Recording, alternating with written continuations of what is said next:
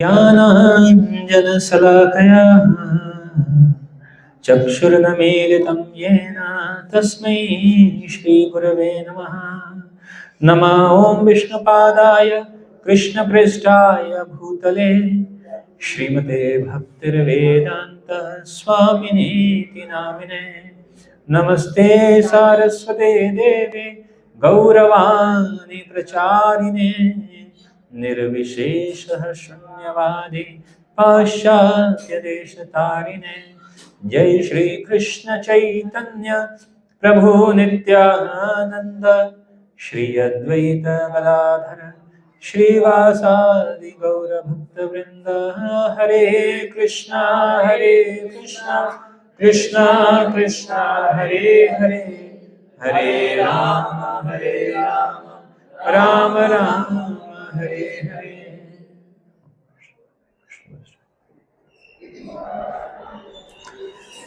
हरे कृष्ण। तो आप सभी का बहुत बहुत अभिवादन है, स्वागत है। और हमने श्रीमद् भगवद गीता पर 6 दिन का एक संक्षिप्त हमने एक ज्ञान कथा किया था। उसमें से आप कुछ भक्त लोग आए भी थे, कुछ भक्त लोग शायद आज नए भी आए हैं। तो सबसे पहले हमारा जो उद्देश्य क्या है वो हम आपको थोड़ा सा 2 शब्द हम बता रहे हैं कि हम क्या चाहते हैं, क्या करना चाहते हैं।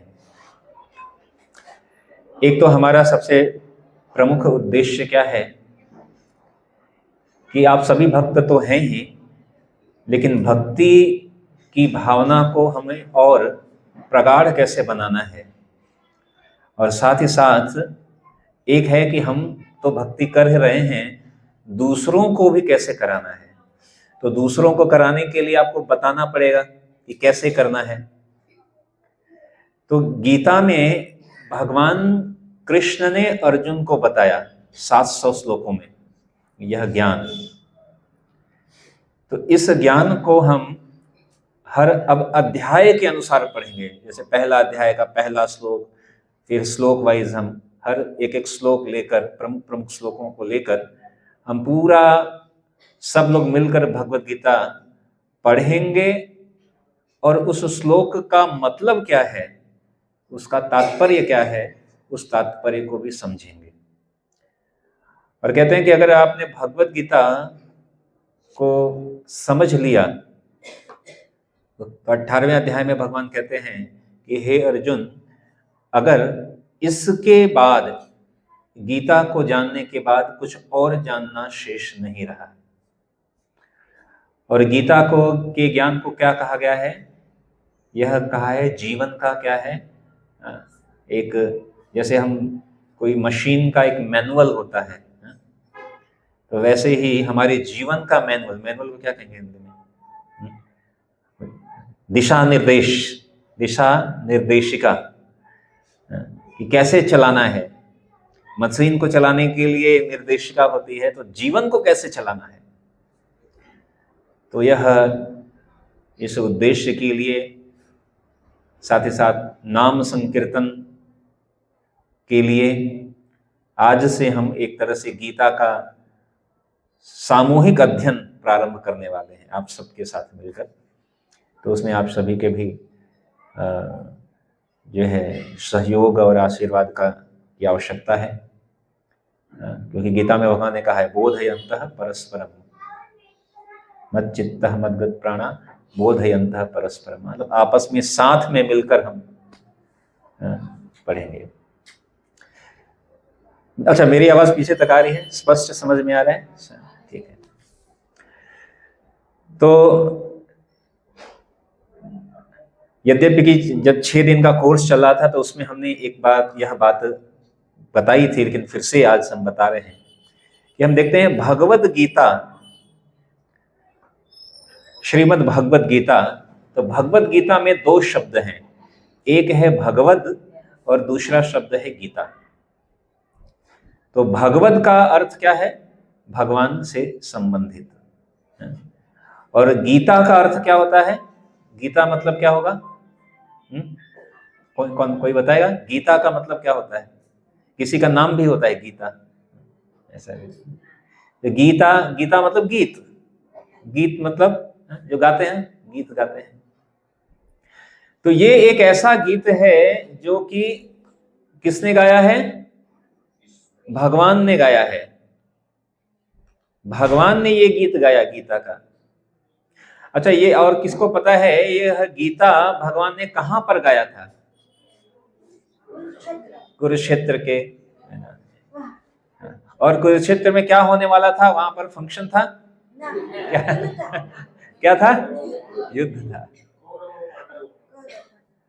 तो अब ये विचार वाली बात है कि हम लोग गीत कब गाते हैं? जब कहीं फंक्शन होता है, शादी में, लगन का समय हो, या घर में और कोई उत्सव हो, तो हम लोग वहां पर गीत गाते हैं।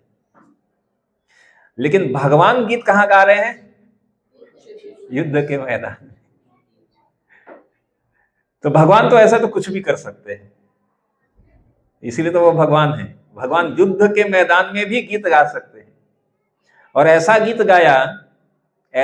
गाया कि हजारों हजारों सालों से लोग उसको गाते ही जा रहे हैं। और फिर ऐसा नहीं है कि नहीं अभी नया गीत बताओ, नहीं, वो ऐसा गीत गाया कि सालों सालों से लोग इसी गीत को गाते जा रहे हैं, कहते जा रहे हैं, लेकिन इसका कोई अंत नहीं है।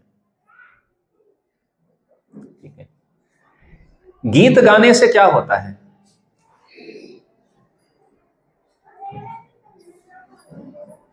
कौन बताएगा? गीत गाने से क्या होता है? कोई बताएगा क्या? हाँ, कोई बोल रहा है लेकिन थोड़ा तेज बोलेंगे तो। हाँ, आनंद आता है। गीत गाने से हमको आनंद आता है। ठीक है। और दोनों है, जो गीत गाता है उसको भी आनंद आता है, और जो गीत सुनता है उसको भी आनंद आता है।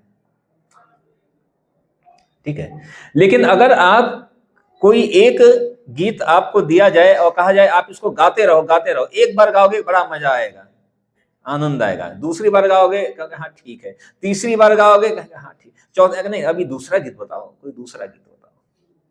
लेकिन ये गीत ऐसा है कि लोग इसको गाते जा रहे हैं, लेकिन पुराना नहीं होता है। क्यों पुराना नहीं होता है? क्योंकि भगवान कभी पुराने नहीं होते हैं। यद्यपि कि भगवान सबसे पुरातन है। भगवान से पहले कोई था क्या? नहीं, भगवान से पहले कोई नहीं था। सबसे पहले भगवान थे। सबसे पुराने होने के बाद भी भगवान कैसे हैं? नव यौवनम च, सबसे क्या कहते हैं, युवा। भगवान सबसे युवा है, दिखने में सबसे युवा दिखते हैं, एकदम चार्मिंग पर्सनालिटी, हैंडसम, लेकिन है पुराने बहुत। तो आज हम श्रीमद् भगवत गीता का पहला श्लोक लेंगे, पहले अध्याय का पहला श्लोक लेंगे। भगवत गीता के हर श्लोक महत्वपूर्ण है। अब भगवत गीता में पहला श्लोक बोला किसने? धृतराष्ट्र ने बोला। धृतराष्ट्र पता है कौन है? पता है ना? धृतराष्ट्र जो है, कोई बताया धृतराष्ट्र कौन है? हाँ बताइए। हाँ, कौरव के पिता। ठीक है। तो 100 पुत्र कौरव के, उसमें प्रमुख था दुर्योधन, और कौरव के पिता हैं, और हस्तिनापुर के राजा भी हैं। हस्तिनापुर के राजा, ऐसे हस्तिनापुर था पांडव का, लेकिन पांडु, आप जानते हैं कि जो पांडु बड़े भाई थे, उनकी जब मृत्यु हो गई, पांडु की जब मृत्यु हो गई, तो धृतराष्ट्र के अंधे थे, लेकिन फिर भी बच्चे छोटे थे, युधिष्ठिर महाराज छोटे थे, तो बड़े पुत्र युधिष्ठिर महाराज थे लेकिन छोटे थे, तो वह राज्य दे दिया कि भाई जब इनका देख रेख करते रहो और आप राज्य संभालते रहो, जब बच्चा बड़ा हो जाएगा तो दे देना। तो ये सब हुआ, लेकिन बाद में राज्य नहीं मिला। वो सब कहानी आप सबको पता है, महाभारत का सबने देखा हुआ है, पढ़ा भी हुआ है शायद। तो कुरुक्षेत्र के मैदान में जो युद्ध स्थल में सैन्य परीक्षण, यह पहले अध्याय का शीर्षक है। और पहला श्लोक हम साथ में थोड़ा थोड़ा एक एक शब्द मैं बोलूंगा और आप दोहराइएगा। धृतराष्ट्र उवाच धर्मक्षेत्रे कुरुक्षेत्रे समवेता युयुत्सवः मामकाः पांडवाश्चैव किम कुर्वत् संजय। ठीक है, अब मैं थोड़ा एक साथ बोलूंगा, ट्राई करिएगा जितने लोग दोहरा सकते हैं। धर्मक्षेत्रे कुरुक्षेत्रे समवेतायुयुत्सवः मामकाः पांडवाश्चैव किम कुर्वत् संजय। तो इसका अनुवाद इस प्रकार है, पीछे पीछे दोहराइए। धृतराष्ट्र ने कहा, हे संजय, धर्म भूमि कुरुक्षेत्र में युद्ध की इच्छा से एकत्र हुए मेरे तथा पांडु के पुत्रों ने क्या किया। तो ये पहला श्लोक धृतराष्ट्र पूछ रहे हैं। ठीक है, तो अब कहेंगे इसमें क्या समझने वाली, इसमें क्या बात है, क्या समझने वाली बात है इसमें।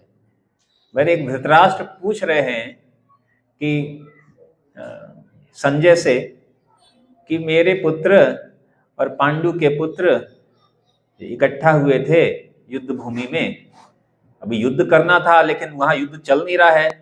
संजय को दिव्य दृष्टि प्राप्त हुई है, तो संजय दिव्य दृष्टि से देखकर धृतराष्ट्र को बता रहे हैं, करे अभी युद्ध शुरू नहीं हुआ, करे क्यों शुरू नहीं हुआ, क्या हुआ है, एकत्र हो गए, आमने सामने आ गए हैं सब, लेकिन युद्ध क्यों नहीं कर रहे हैं, क्या क्या हुआ, क्या कर रहे हैं। लेकिन इसीलिए अगर हम सिर्फ इतना समझें, ये एक लाइन पढ़ें, तो हमें लगेगा कि ये तो बस एक सामान्य सा प्रश्न है। लेकिन इसीलिए हमको शास्त्र को भक्त के माध्यम से और गुरु के माध्यम से समझना पड़ता है, तब हमें समझ में आएगा कि इन शब्दों में भी बड़ा गूढ़ रहस्य है। ठीक है, इन शब्दों में भी, एक लाइन में भी एक प्रश्न है सामान्य सा, लेकिन इसमें क्या समझने बाकी। तो सबसे पहले हम शब्द लेंगे धर्म क्षेत्रे। तो अब ये कह रहे हैं कि भाई धर्म क्षेत्र, कुरुक्षेत्र को कहा गया धर्म क्षेत्र। अब प्रश्न ये है, धर्म क्षेत्र मतलब ये क्या, धर्म क्षेत्र मतलब क्या, जैसे मंदिर है उसको कहते हैं धर्म क्षेत्र, तीर्थ स्थल है उसको कहते हैं धर्म क्षेत्र। तो कुरुक्षेत्र जहां पर युद्ध के लिए गए हैं लोग, और युद्ध में होने क्या आने वाला है, एक दूसरे को मारने वाले हैं, वो ऐसे थप्पड़ ऊपर नहीं, जान से मारने वाले हैं एक दूसरे को, खून की नदियां बहने वाली हैं। तो जहां पर खून खराबा हो रहा है, होने वाला है, ऐसे जगह को धर्म क्षेत्र क्यों कहा गया। तो पहला समझने वाली बात यहां पर ही है, पहला शब्द ही, धर्म क्षेत्र क्यों कहा गया। वहां पे तो ऐसा तो नहीं है कि वहां पे कौरव और पांडव इकट्ठा हुए थे कि चलो कीर्तन करते हैं कीर्तन करने गए नहीं थे, ठीक है, प्रवचन सुनने गए नहीं थे, जैसे आप लोग आए हैं कीर्तन करने, प्रवचन सुनने, प्रसाद पाने, तो इसके लिए तो हम आए, वो लोग आए नहीं थे, वो लोग गए थे युद्ध करने के लिए, मारने के लिए। लेकिन कहा गया धर्म क्षेत्र, कुरुक्षेत्र।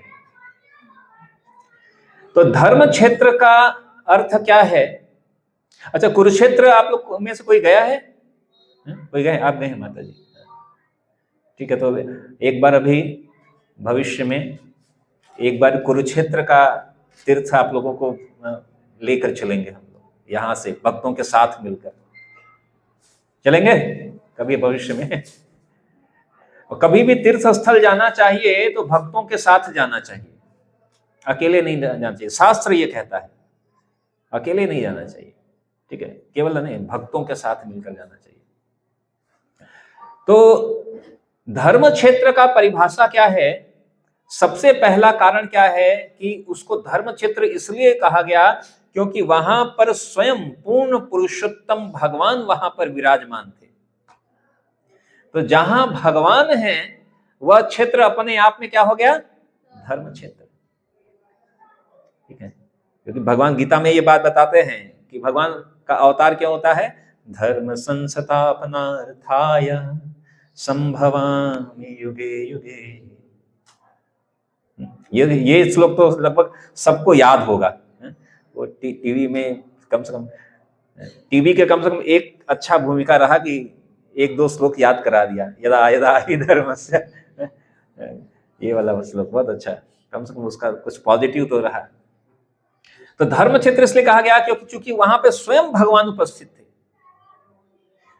और जहां भगवान है वह अपने आप भगवान। धर्म कौन है? धर्मो ही साक्षात भगवत प्रणीत, भगवान ही स्वयं धर्म है। भगवान ही स्वयं धर्म है। भगवान जो कह दे वह धर्म है, भगवान जो कर दे वो धर्म है, और जहां भगवान उपस्थित है वह धर्म क्षेत्र है। तो चूंकि भगवान वहां पर उपस्थित हैं, इसीलिए उस क्षेत्र, यद्यपि कि वहां पर एक दूसरे को मारने के लिए लोग गए थे, लेकिन भगवान वहां पर उपस्थित थे, इसलिए उसको धर्म क्षेत्र कहा गया। ये पहला कारण। दूसरा कारण क्या है क्यों धर्म क्षेत्र कहा गया? क्योंकि वहां पर भगवान तो थे ही, लेकिन साथ ही साथ भगवान के बड़े परम भक्त जिनको कहा गया था धर्मराज। कौन थे धर्मराज? युधिष्ठिर महाराज। युधिष्ठिर महाराज स्वयं धर्मराज थे, ठीक है। धर्मराज, धर्म के ही धर्मराज के वो अंश युधिष्ठिर महाराज थे। तो स्वयं धर्मराज भी वहां पर थे, यानी भगवान के भक्त जहां धर्मराज, वो इसलिए उसको भी धर्म क्षेत्र कहा गया। और ऐसे उससे पहले भी कुरुक्षेत्र में, वहां पर जाएंगे तो वहां पर कुरुक्षेत्र में अनेक सरोवर हैं, ब्रह्म सरोवर इत्यादि इत्यादि कई सरोवर हैं। और उस सरोवर में पहले से भी जो है विशेष तिथियों में लोग स्नान करने जाया करते थे। वहां पे अनेक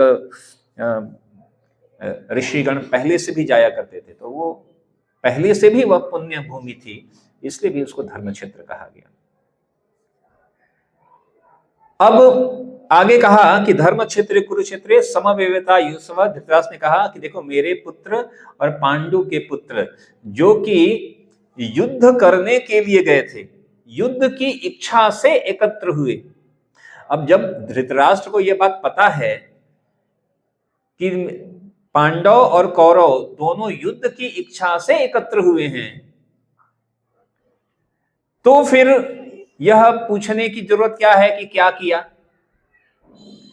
अब युद्ध करने गए हैं तो करेंगे क्या? युद्ध ही तो करेंगे ना। दोनों युद्ध करने गए हैं और कह भी रहे हैं कि युद्ध की इच्छा से एकत्रित हुए हैं, और उन्होंने किया क्या?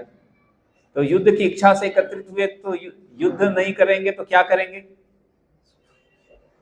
क्यों ऐसा मन में प्रश्न आया कि क्या किया?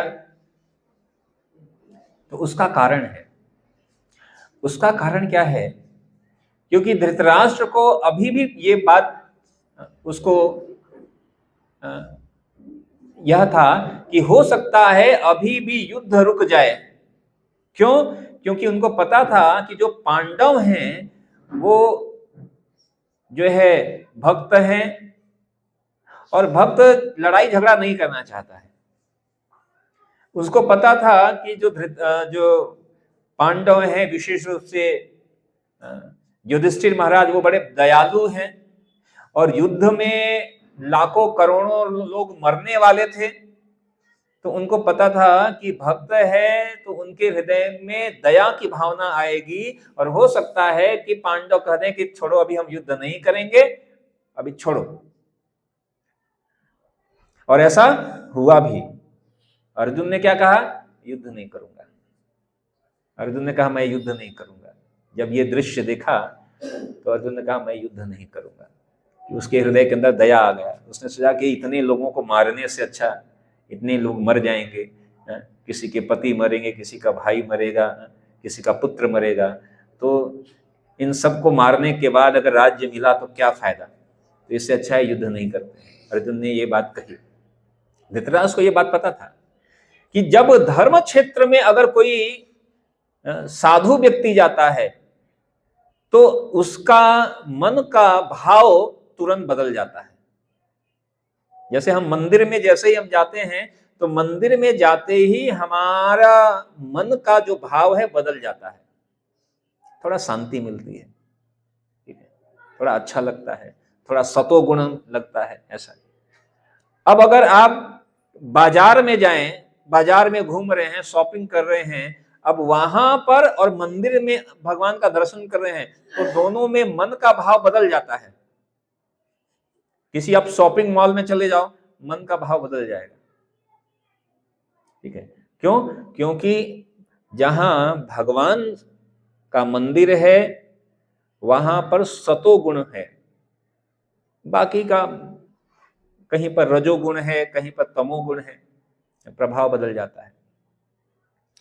और इसीलिए यह तो धृतराष्ट्र को पता था कि पांडव जो हैं वो भक्त हैं, और जब वो धर्म क्षेत्र में जाएंगे तो उनके अंदर दया की भी भावना होगी, तो हो सकता है अंत में वो कह दें कि नहीं नहीं हम युद्ध नहीं करेंगे।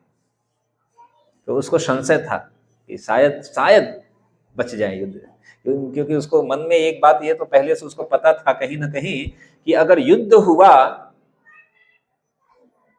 हुआ तो धर्म तो पांडव के पक्ष में है, कौरव तो अधर्म के पक्ष में थे, और धर्म की सदा विजय होती है। धर्म की स्थापना के लिए ही भगवान आए थे, तो इसीलिए भी उसके मन में संशय था, तो प्रश्न किया। फिर अगला एक शब्द आता है मामकाह। मामकाह, मामकाह मतलब मेरे पुत्र। अब पूरा यह जो महाभारत है यह केवल एक शब्द पर ही हो गया है, वह क्या है? मामकाह, मेरे। श्रीमद् भागवत में भी कहा गया, यह जो जनस्य मोहो अहम ममेति, यह मैं और यह मेरा, यह जगत में यह सबसे बड़ा जो है समस्या है, मैं और मेरा। मैं और मेरा, हर व्यक्ति क्या कहता है? मैं और ये मेरा है, ठीक है। ये भागवत क्या कहता है कि यह मोह है, जनस्य मोह। लोगों का मोह क्या है कि यह मैं और यह मेरा। लेकिन एक बात तो हम ये समझ सकते हैं, अभी हम गीता में आगे जब पढ़ेंगे दूसरे अध्याय में, तो वहां गीता में भगवान यही बात बताते हैं कि ये हम जो इसे देख रहे हैं कि ये मैं हूं, ये मैं हूं नहीं, ये क्या है? यह मेरा शरीर है। ये बात हम आगे और पढ़ेंगे। तो मामकाह, मैं और मेरा। धृतराष्ट्र जो था, एक तो हस्तिनापुर के राजा थे, और सामान्यतः हमारे वैदिक शास्त्र में राजा को भी पिता का दर्जा दिया जाता है, राजा को भी पिता के समान माना जाता है, ऐसा वैदिक शास्त्र कहते हैं, ठीक है। तो चूंकि धृतराष्ट्र राजा थे, तो राजा के लिए उसकी प्रजा क्या होती है? संतान की तरह होती है, और सबके लिए वो समान होती है, सबके लिए। लेकिन धृतराष्ट्र क्या कह रहा है कि नहीं नहीं नहीं, मेरे पुत्र अलग हैं और पांडव के पुत्र अलग हैं, बाकी के अलग हैं। तो यहां पे क्या हुआ? उसने भेदभाव शुरू कर दिया। उसने, राजा को यह शोभा नहीं देता कि वह भेदभाव करे, ठीक है। दूसरा, धृतराष्ट्र जो थे वो पांडव के एक तरह से पिता भी थे, बड़े पिताजी थे, पांडव के बड़े पिताजी थे। तो मतलब भाई जो है, पिता का जो भाई है वह भी पिता ही होता है। तो उस रिश्तों में भी धृतराष्ट्र क्या थे? पिता थे। और पिता जो है, ऐसा चाहिए कि पिता किसी भी रूप में अपने संतानों से भेदभाव नहीं करता है। ठीक है, कलयुग में आजकल तो हो रहा है कि ये मेरे, ये पहले ऐसा नहीं होता था। पहले संयुक्त परिवार रहा करता था, तो वहां पर चाहे खुद का बेटा हो या भाई का बेटा हो या किसी का हो, उनको सब एक समान मानते थे, ऐसा। लेकिन धृतराष्ट्र ऐसा नहीं कर रहे हैं।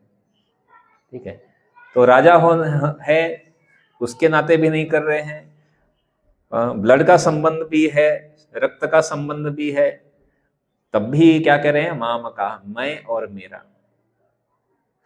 ठीक है, मेरा पुत्र राजा बनना चाहिए, यह धृतराष्ट्र को ऐसा था कि मेरा पुत्र राजा बन जाए।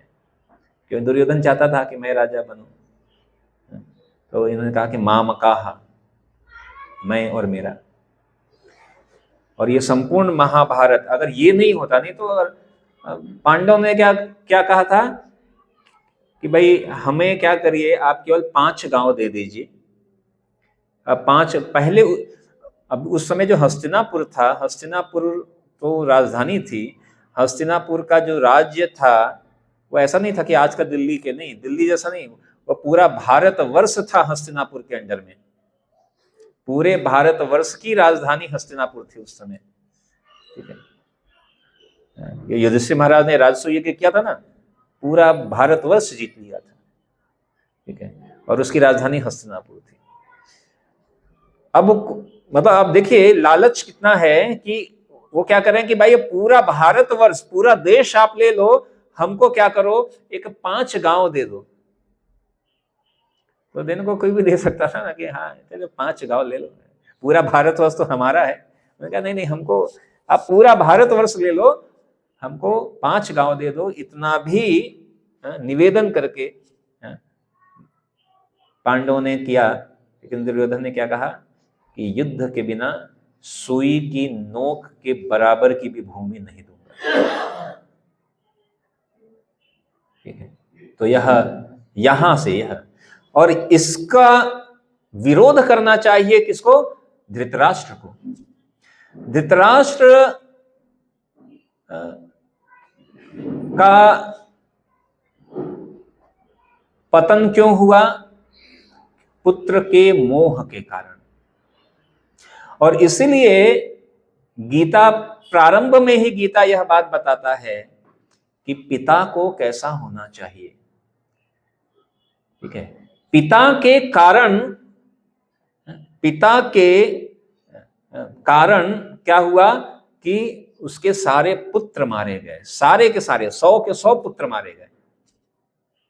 अगर धृतराष्ट्र पहले से ये बीच बचाव कर देता कि नहीं नहीं नहीं, दे दो राज्य, दे दो, राजा मैं हूं, मैं जो कहूंगा वो होगा, लेकिन धृतराष्ट्र ऐसा नहीं किया। तो यहां पे मोह, ठीक है, ऐसे जो 6 शत्रु कहे गए, गीता में बताए गए 6 शत्रु हैं हमारे, काम, क्रोध, लोभ, मोह, मद और मत्सर्य, मतलब ईर्ष्या। काम, क्रोध, लोभ, मोह, मद, मत्सर्य, ये 6 हम सबके शत्रु हैं, परम शत्रु माने गया इनको। और इन शत्रु में से धृतराष्ट्र को कौन सा शत्रु ने आक्रमण किया था? मोह ने, पुत्र के मोह ने। तो यहां बताया कि ऐसा जरूरी नहीं है, पिता का कर्तव्य है कि वह पुत्र को, इसलिए शास्त्र कहता है पिता न सस्यात, जननी न सस्यात, गुरुः न सस्यात, देवो न सस्यात।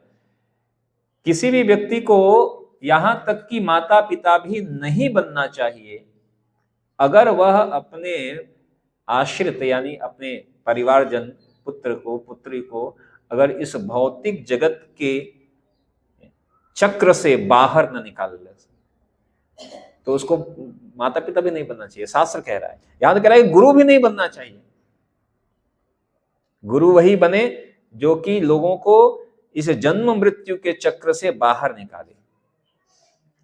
गृहस्थ जो है वह एक आश्रम है, आश्रम, और उस आश्रम का उद्देश्य यही है कि जो जीव आत्मा पुत्र या पुत्री संतान के रूप में जन्म लेगा, उसको इस तरह से उनका पालन पोषण करना कि वह आगे दोबारा इस जन्म मृत्यु के चक्र में ना आए।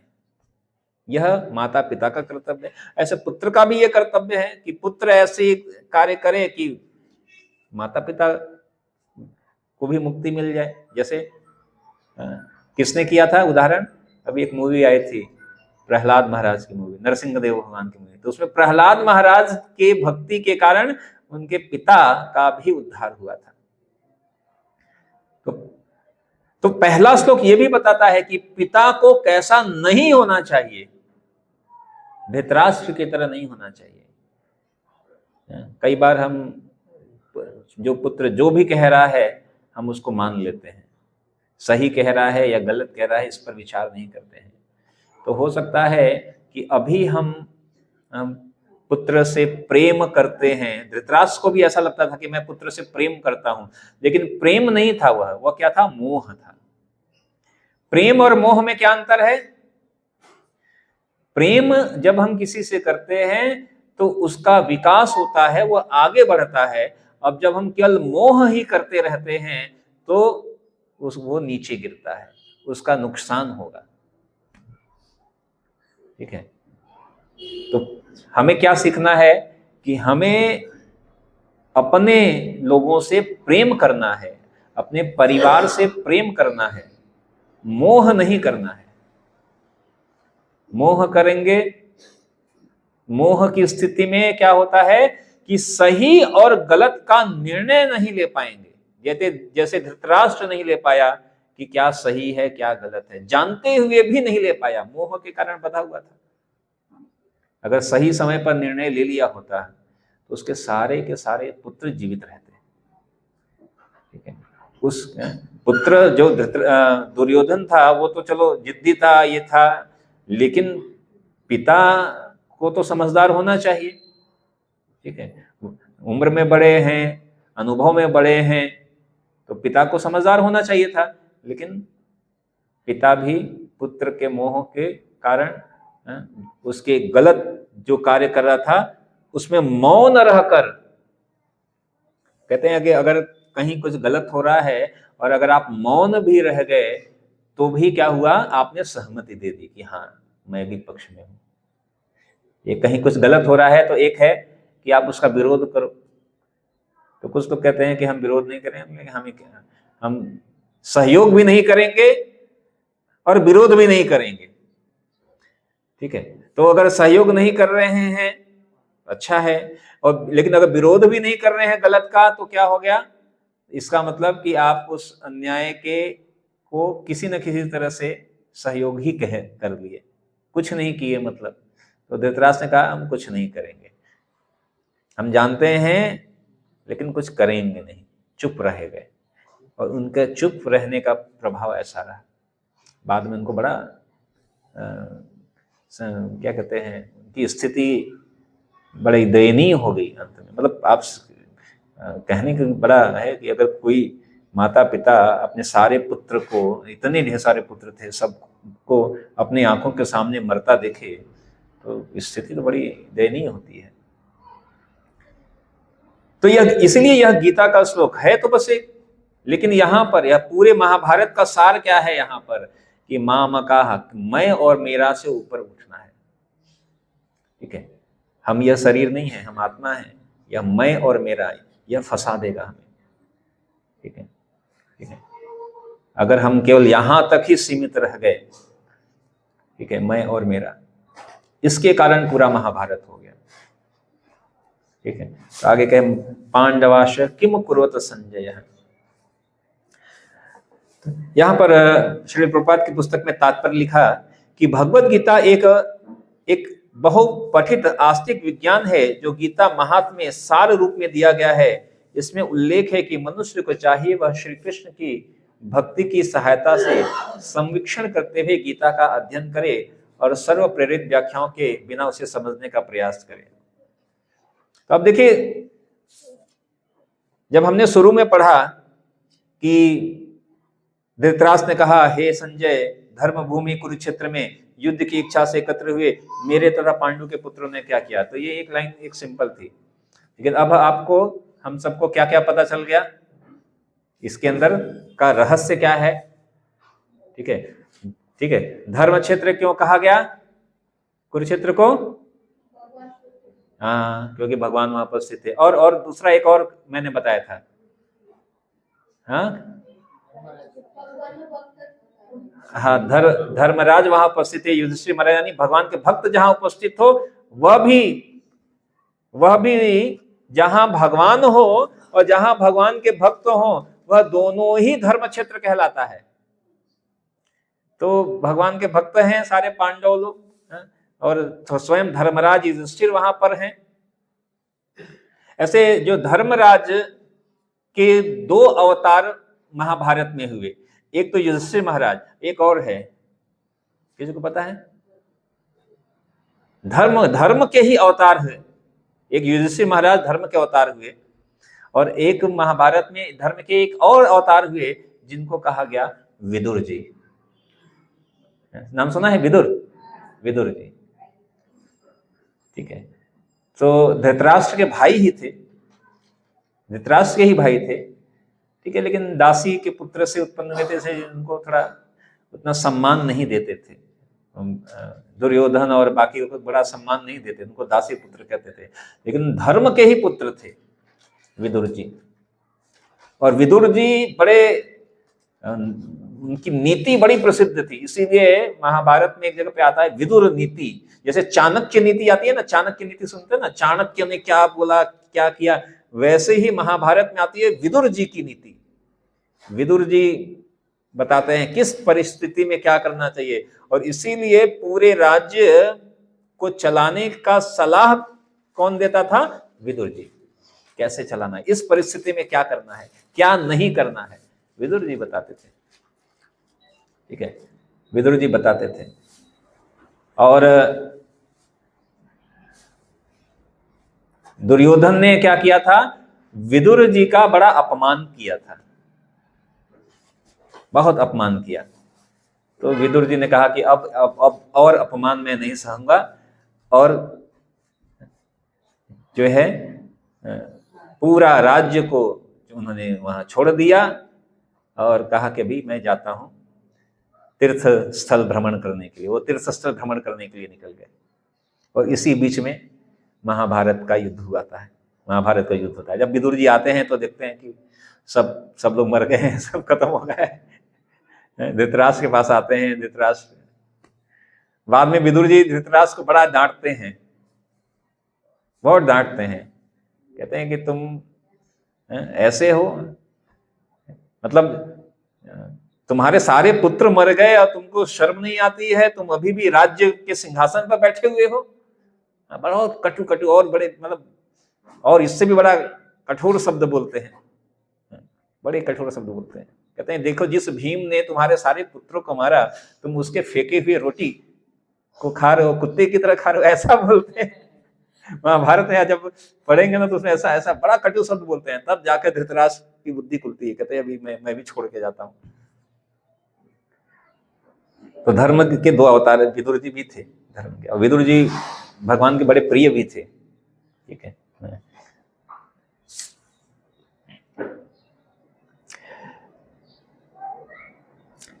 तो इसलिए कहा गया कि देखिए, एक तो ये समझते। दूसरा हमने क्या बताया था, एक और इसमें हमने चर्चा किया था कि धृतराष्ट्र ने पूछा कि युद्ध की इच्छा से एकत्रित मेरे और पांडु के पुत्र ने क्या किया। तो ऐसा क्यों पूछा, जब वो खुद ही कह रहा है कि युद्ध की इच्छा से एकत्रित हुए हैं, तो फिर क्यों ऐसा कह रहे हैं कि युद्ध की इच्छा से एकत्रित होकर तो युद्ध ही करेंगे ना, तो क्या किया, ऐसा क्यों पूछ रहे हैं? कौन बताएगा? हमने चर्चा किया था थोड़ा, मैं इसलिए भी पूछ रहा हूँ कि ध्यान से सुना है कि नहीं। कोई बताएगा? याद है किसी को? कोई ऐसे हाथ उठा के बताएंगे कि जिसको याद है। किसी को याद है? नहीं याद है? मैं बताऊं दोबारा?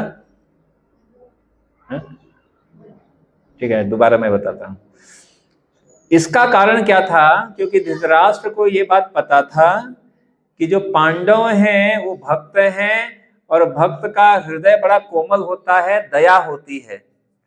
तो हो सकता है उन्होंने सोचा कि पांडव अभी भी जब युद्ध भूमि में आए तो हो सकता है उनको अभी भी दया आ जाए कि इतने लोगों को मारना सही नहीं है, लोग मरेंगे, युद्ध होगा तो लोग मरेंगे, तो इससे हो सकता है पांडव कहे कि मैं अभी युद्ध नहीं करूंगा और ठीक है राज्य दुर्योधन को दे दो। ऐसा सोचा, मन में ऐसा विचार आया था, इसलिए भी उन्होंने ऐसा कहा था। ठीक है। और मामा कहा के बारे में तो मैंने बताया कि धृतराष्ट्र ने कहा कि मेरे पुत्र, तो धृतराष्ट्र राजा भी थे, धृतराष्ट्र पिता भी थे, बड़े पिताजी भी थे, उसके बाद भी कह रहे हैं मेरा और तेरा, मेरा और तेरा, ऐसा कर रहे हैं। और इस कारण से धृतराष्ट्र और पूरी की पूरी कौरव कुरु वंश का एक तरह से समापन हो गया। तो यह इस पहले जो श्लोक है, इस श्लोक का यह मतलब है। ठीक है। तो ऐसे ही हम हर श्लोक को लेंगे और उसका थोड़ा थोड़ा मतलब समझेंगे, थोड़ा सा चर्चा करेंगे, और फिर आपका कुछ प्रश्न है तो हम प्रश्न लेंगे। अब आप आज से संबंधित कुछ प्रश्न है आपका तो पूछ सकते हैं, या और भी कुछ प्रश्न है तो पूछ सकते हैं।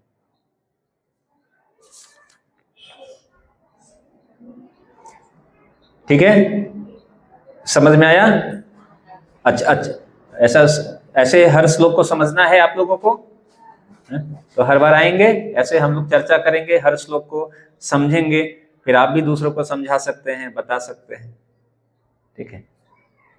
तो अभी हम लोग थोड़ा सा, नरेश बोला तो कीर्तन हम करेंगे।